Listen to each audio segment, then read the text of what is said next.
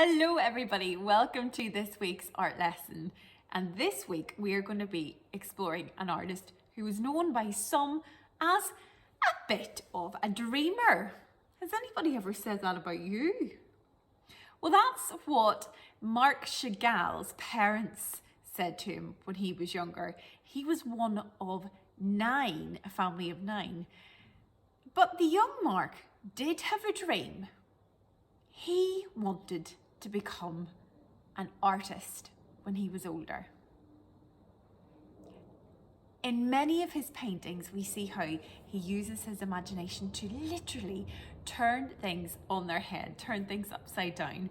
He was obsessed about the idea of journeying and flight and loved things like the colour and richness of the human imagination, human creativity. And we see that in some of his paintings of circuses, for example, which we'll be looking at.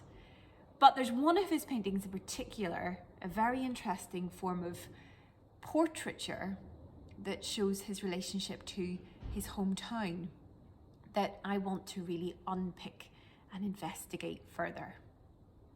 Before I do that, I just wanted to show you a gorgeous book called Journey on a Cloud, which I highly recommend as a way of exploring some of his paintings in more detail. It's a children's book inspired by his artwork and that follows a dreamy postman who eventually meets his bride. Great read, Journey on a Cloud. But without further ado, let's find out more about Chagall and what made him just so interesting. Marc Chagall spent most of his life in France. He was born in 1887 in a Jewish neighbourhood called Vitebsk, a town that was then part of Russia but is now in Belarus. Now, his parents worked very, very hard to support their family. Can you believe that Chagall was the oldest of 9 children? His father worked in a herring factory, that's a fish factory, and his mother sold spices and herring out of a small shop in their home. In 1910, when he was only 23 years old, after taking art lessons in his hometown, Chagall continued his study of art in Paris. And there he got to know other important artists, including the painters Robert and Sonia Delaunay and Amedeo Modigliani. A question you might ask is, were his paintings popular right from the start? Well, yes.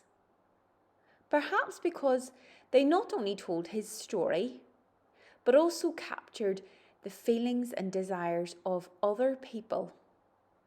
You see, Chagall often painted dreamlike scenes, and many of the pictures he painted include memories from his childhood. And as well as paintings, Chagall created stage sets, stained glass, murals and costumes, and illustrations for children's books. Marc Chagall really loved the world of imagination and dreaming, and he especially loved the circus with all its acrobats. Have you ever been to the circus? You might see that your memories of the circus, like his artworks, are chaotic and colourful. There's lots of costumes and makeup on the characters in his circus paintings.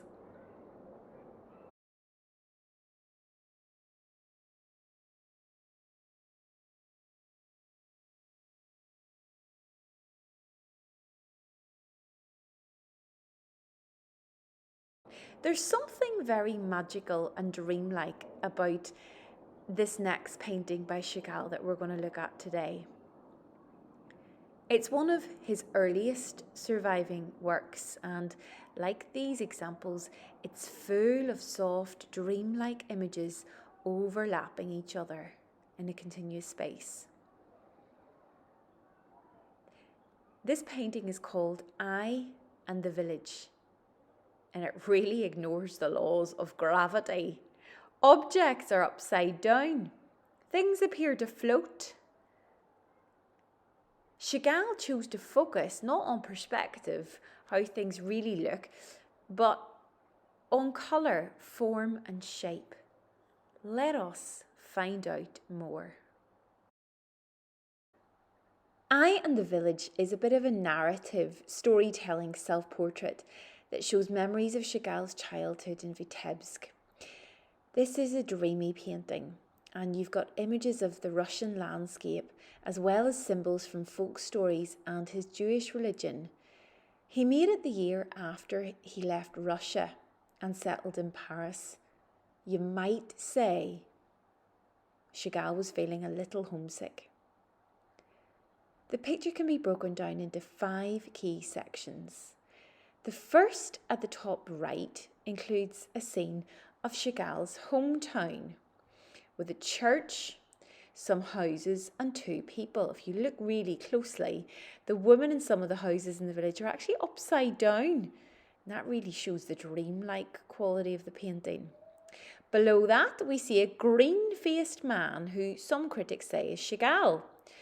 Remember, when you come to make your version of this painting, it's your portrait. You can show yourself as you wish. At the bottom of the work, we see a hand holding a flowering branch. And that represents the tree of life. And next to that, an object, which some say is a child's bouncy ball. Maybe Chagall's favourite toy from when he was younger. And finally, we see the image of a milkmaid layered on top of the head of a goat. This was a common theme in Chagall's paintings. Cows, bulls, goats and lambs are found in his paintings and are important biblical symbols. The important thing to note about this painting is that Marc Chagall wanted to show the relationship between he and his place of birth, his dreams and memories.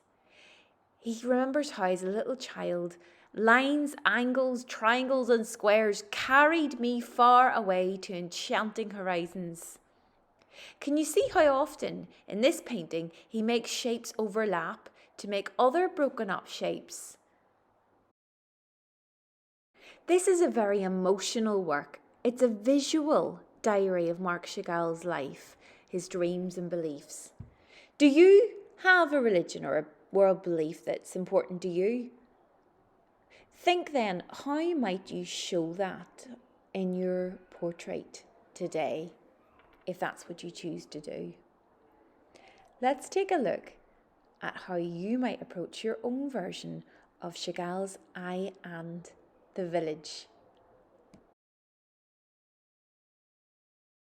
To begin, I've got my plain drawing paper, which you can position either horizontal, landscape, or, as Marc Chagall did, portrait, nice and tall like this. I think I'm going to go for landscape for mine. You're also going to need a drawing pencil. Start by drawing in pencil a line from one corner, from corner to corner on your paper diagonally. That will create 2 triangles. 1, 2. Then repeat with the other 2 diagonal corners so that you'll end up with like a large X on your paper like this. In one of your triangles, in any one of your triangles, remember you can have it oriented any way you want. Why not have a go drawing the face or the side profile of a person? And try to use the whole of the triangle for this. I've done that here on this side. Can you see where I've drawn my person? Yep, right over here. And can you see where the person's gaze is directed? Where are they looking? What are they looking at? Where are they looking? They're looking across into this triangle here on the right hand side, where I have drawn an animal. What is the animal I have drawn? It is indeed a cat, my little Georgie. Now, you might think, okay, so far so good, but what about here and here? What's going on in here? Well, in this third triangle up here, I have drawn what Georgie is thinking and dreaming about. What she's dreaming about. And what is she dreaming about? Well, Georgie loves to go and explore at night time. She loves to go and explore the village down below where Mum and Dad live. They live out in the countryside. Georgie has loads of fields to roam, but she likes to go and sneak around outside people's houses, climbing over their roofs and even sitting on their windowsills looking in through the windows at night time. Georgie is also dreaming about this big pail of milk. And as well as that, we've got some rolling hills in the background up here, connected through the curved lines to the little village below. Rolling hills, and in these hills, I don't know if you can see, but I've got the silhouette of 3 hares racing each other in the moonlight. Georgie is having a very busy dream indeed. And what about this triangle, your 4th triangle? Because remember, in one triangle, we've got the profile, the portrait of a person filling the whole triangle. That's me. In another, you've got an animal, drawing of an animal. Here we've got what the animal is thinking and dreaming about. You've guessed it, down here in my 4th quarter, in my 4th triangle, I have drawn some of what I daydream about sometimes. And what is that, you might ask? Well, here, starting down at the rocky, grassy level and emerging out of the water, we've got a headland. A headland is a piece of land, can be rocky or otherwise, that sticks out, that juts out into the sea. You get these all over the world. But this one headland in particular is called Ballygally Head, and it's named that because it looks like, if you have a second look, the lying down sleeping profile of a giant's head. Ballygally Head, and that is where I grew up. Surrounded by fields and sheep, dotted inside the fields here, little specks, and water. A very important part of my life. Walks down to the sea. And on these walks up back into the village, I loved to collect and blow dandelions. And here I've got my dandelion seeds journeying up through the sky into Georgie's dream, into her nighttime village. So our dreams are actually connected together by the movement of these little dandelion seeds.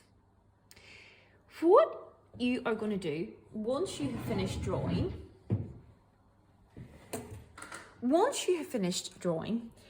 I'm going to encourage you to take some bold colours. That could be colouring pencils. I'm using some oil pastels here, could be even paint, any colour materials you like, and start using any colours you wish, really, going over your outlines, quite bold, bright, vibrant colours. Don't have to be true to life at all. Marc Chagall was a great believer in throwing away the rule book where realism was concerned. He was quite a surreal thinker. So I'm going for 2 complementary colours here, blue and orange. Now you don't need to overly worry about every line being exactly as it should be in terms of looking like the real thing, in terms of representing the real thing. Because of course Chagall, inspired by experimentation of Cubism, he broke things down into simple line shapes and patterns, with the whole idea of dreaming, journeying, exploration, the strange and the fantastical being at the centre of his work. Certainly, I've never seen a blue and orange cat, but I know that I like it. Now, Georgie, she actually looks a little bit cross, probably because she's been somewhat disturbed from her sleep. Maybe by the artist making too much noise. A little bit of black in here. Remembering, black is a bit like cooking with chili pepper.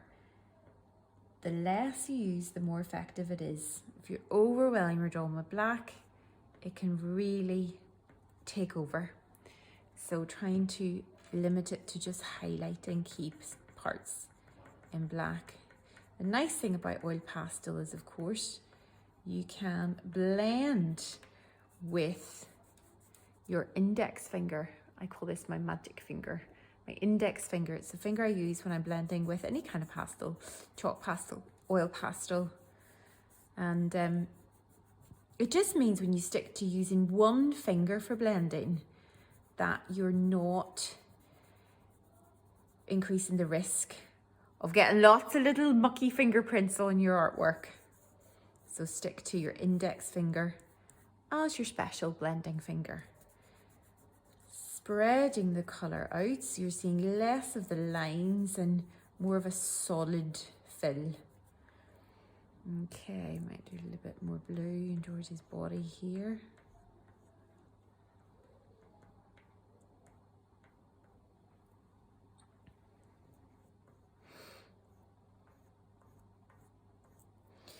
And then I'm going to move on to myself over here. Keep it moving, keep it moving. Myself some green hair. How fetching. Working quite loosely.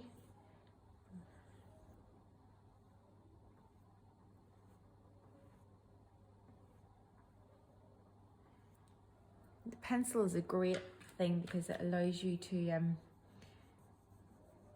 draw yourself a bit of a map as to where you want to apply different sections of colour.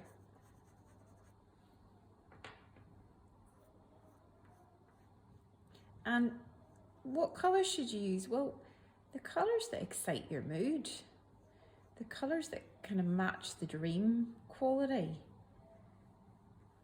colours that make you happy. Up to you. There is no right or wrong way of doing this. And as I say, a little bit of black. Sometimes, see there, I'm using it to just accentuate some areas of shadow, but not too much. Now I'm going to keep going with this, and I'm going to pass over to you. Remember, a way of approaching your version of Marc Chagall's artwork is to create a page with 4 triangles, and inside one you've got the profile of a person, portrait of a person. In another, what they're thinking or dreaming about. In another triangle, an animal. And the last triangle, what the animal is thinking or dreaming about. I'm really keen to see what you come up with, everybody. So this week I expect to see lots of different, wacky, interesting narrative self-portraits flooding into the inbox. I really want you to take a journey into a world of colour, shape and expression. Please send me photographs of your work, or if you want to bring in your artwork into the classroom and show me, I am equally happy to see it then. I will see you all next week. Thank you for watching as ever. Bye everybody.